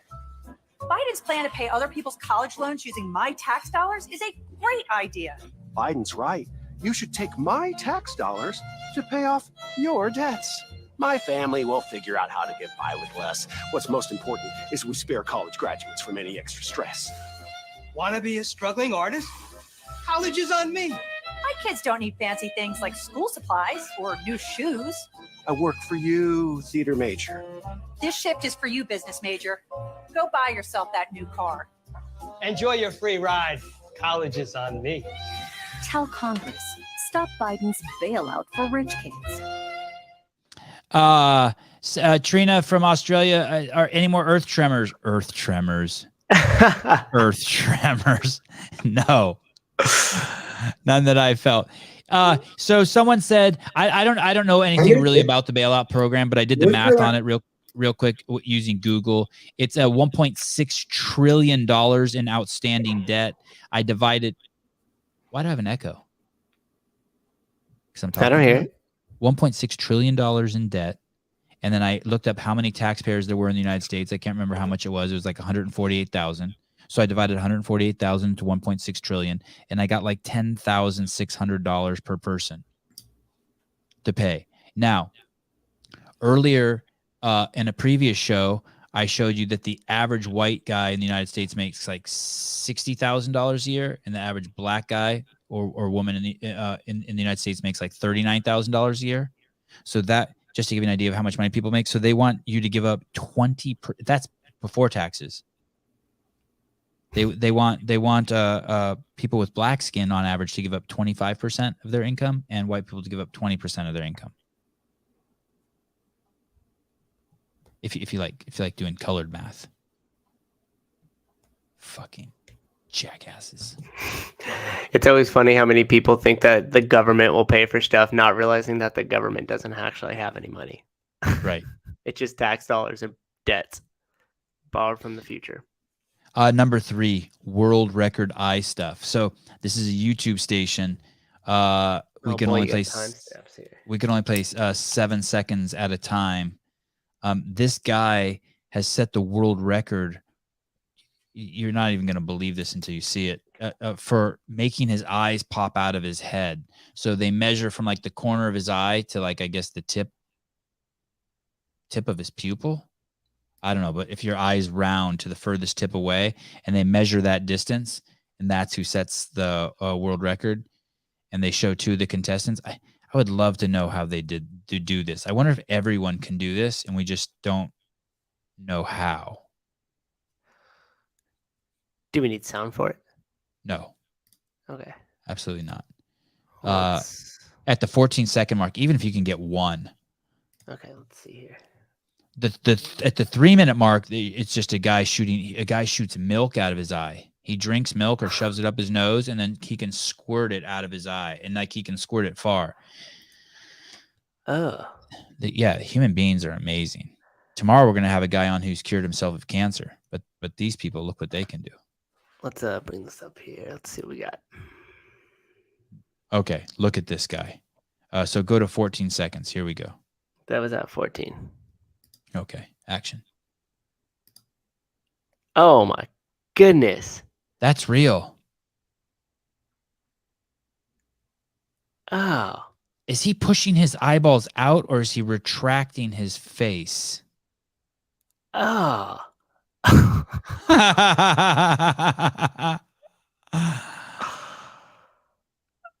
That's crazy. So that's the world record holder. That's the furthest. I guess a bunch of people can do that.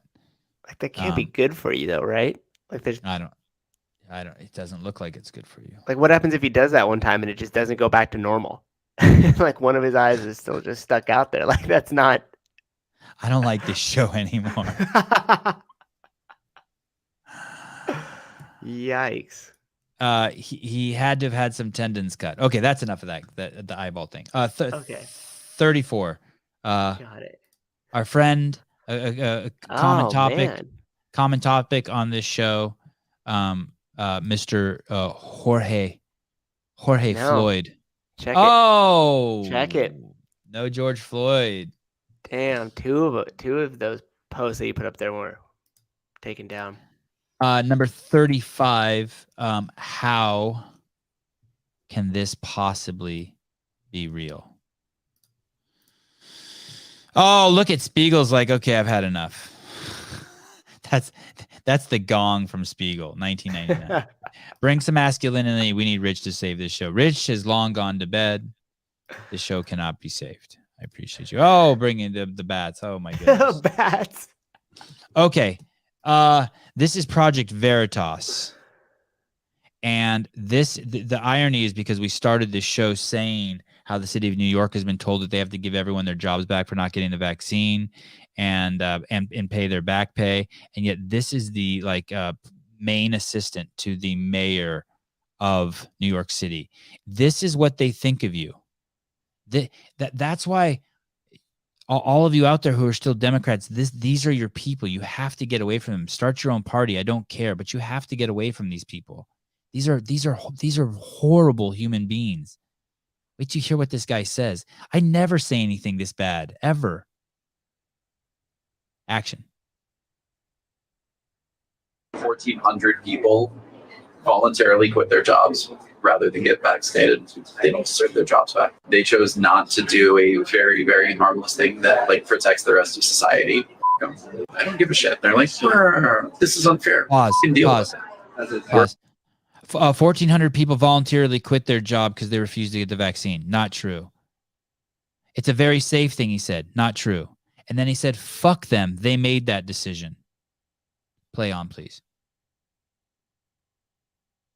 We're allowed to set the terms of employment, period. What does the mayor say? We're allowed to set the terms of employment. These are the fascists running with the gang looking for the fascists. This is the same group that spit on Alex Stein, calling Alex Stein a fascist. That's these people.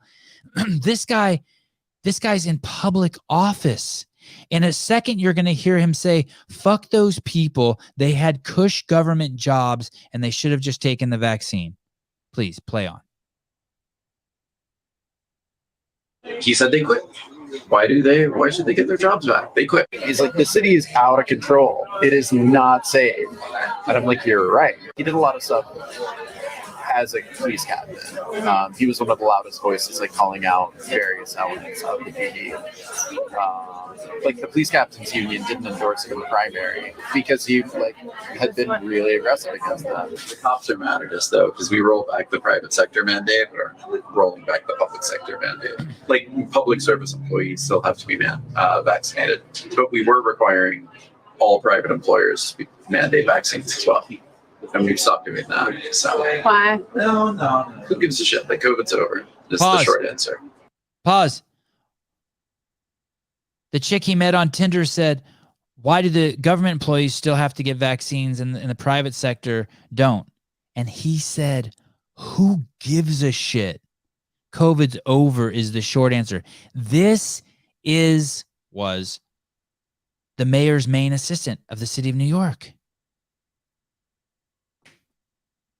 Play. Action. By the way, I know this should actually make some of the Canadians in the audience makes you wet. Sorry, but not me. Go on. Action. Why are we still doing it for the public sector? I don't know. I have no sympathy for that. That was the rule. You had a very cushy government job. You could always go not work for the government. No one was required to get back. You have a cushy government job. Who cares why you had to get the vaccine? Just get it. No one was required to get the vaccine. God, oh man. I'm having bad thoughts about this man that I'm not proud of. Yes, I know it makes you Aussies moist too. It's fine. You're a good dude. Hey, did you see that, Trina, did you see that clip? I don't know if you saw the clip that Kim pulled of me crying. Posted. That was crazy. That was a mess.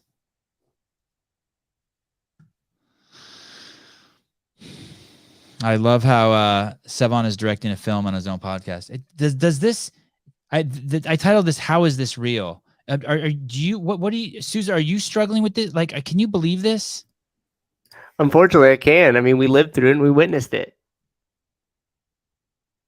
I was just hoping it would be just more idiocy and less calculation. Every system is designed perfectly how it's functioning. Oh, you sound like Andrew Hiller. There are no coincidences. Rarely, especially when it comes to things of the government nature and everything else.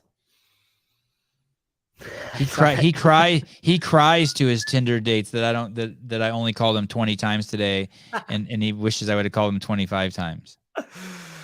Dude, it's hard being Sousa. Let me tell you, I call him like nonstop. I enjoy it. Okay, this will be the last thing. Then it's time for bed. We'll go to. There's 2 36s. Let's do the second 36. This is Are You Old? Yeah, that was a Project Veritas thing, Spiegel. Yes. Is this the subscription thing? What do you got me going on here? Oh. Is it? Yeah, it's like opening up like my Apple News and stuff here. Oh, that's okay. I think it's free. I think you can see it. Okay, turn on personalized ads. Sure. I'll do anything. Now what that means is we turned on your microphone and are going to listen to you talk. Yeah. That's all right. Tim and I are buddies. Simon Aguilar. They shouldn't rehire those. No, you know what they should do? They should fire 1,400 of the people who got the vaccine and bring those people in for standing their ground. This is not letting me share it. Okay, fine.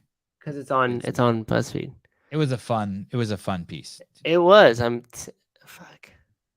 Because I'll finish. All I got is that. Oh. I'll finish. It doesn't even matter. It was like stuff from the 70s, like in 80s. Like all of our TVs used to have switch boxes on them. Like, so you switch it from like Atari to back to the TV, and you had to go back there and slide this thing. And it was like these cups that everyone has. I think my mom probably still has them. We had those couches. I mean, it's just, it's crazy. I had the alarm clock that was in there. It's like everyone had this. If you had this alarm clock, I was like, no shit, I had that. I remember that TV at my grandpa's house. What? Say that again? I said that. I remember that TV at my grandpa's house. The one where you slide the thing back and forth? Yeah. And then it only had like a few knobs, and it would just like click over to the couple channels. I'll leave you with this. The smallest minority on earth is the individual. Those who deny the individual rights cannot claim to be defenders of minorities. Ayn Rand. Second time I read it on the show. Victoria Stump. I quit before I got fired, but don't think I would ever go back. The way they treated me as an unvaxxed nurse was horrible. Not to mention the patients. I remember that. I recommend everyone who tells me, should I quit my job when they're at a company that's failing? And I say, no. Very few people get to survive a sinking ship. Stay on. Spiegel, chill, buddy. Chill. That's like the third one. Chill. Gonna run out of money. Okay, guys, tomorrow morning at 7 a.m., Chris Wark, he cured himself of cancer 18 years ago, author of 5 or 6 books, big, massive YouTube station, great following on Instagram, a spreader of just good lifestyle choices. What's interesting is I think he might be a vegan, which would be fun discussion. And after that at 7 a.m., we didn't even get to run our commercial. Oh, damn. That's okay. Oh, what? What are you looking at now? Oh, I was just looking at my kids' jiu-jitsu tournament. Just moved location. Excuse me. I mean, pick my. Oh, is it closer to me? Are you in Stockton or something now? No, God, if it is, I'm dropping out. Too far. I would go to your town. I'd go to Livermore. I'm not going to Stockton though. Yeah. Too far. It's too far. You got to stay Yeah, tonight. it's another 45 minutes away from me. Chris Wark at 7 a.m., Ricky Garrard at 10:30 a.m., and then the Rogue Programming Show with J.R. Howell, Taylor Self, and Ben Smith will be joining us. That was my drum roll. Did you like that there? I did like it. We don't mess around. Yeah. Do I have a drum roll here? Let me see. No. We need to load that sucker up. No, I don't have a drum. I just have some. You just have a bunch of hip hop in there. Just rap. Okay, guys, thank you for tuning in. I apologize that we had to move Ricky. Once again, I want to thank Ashley. What's Justin's wife's name? Ashley? Ashley, yep. I want to thank Ashley for giving us a heads up about Ricky's plane. We do run an incredibly tight ship here, contrary to what you guys might think, and timing's tight and everything. So anyone who gives us insights into that, my time is so crazy valuable to me. So I appreciate it. Hopefully we can get Justin Kotler on. Tell your husband I said hi. And to the rest of you, good night. See you in the morning.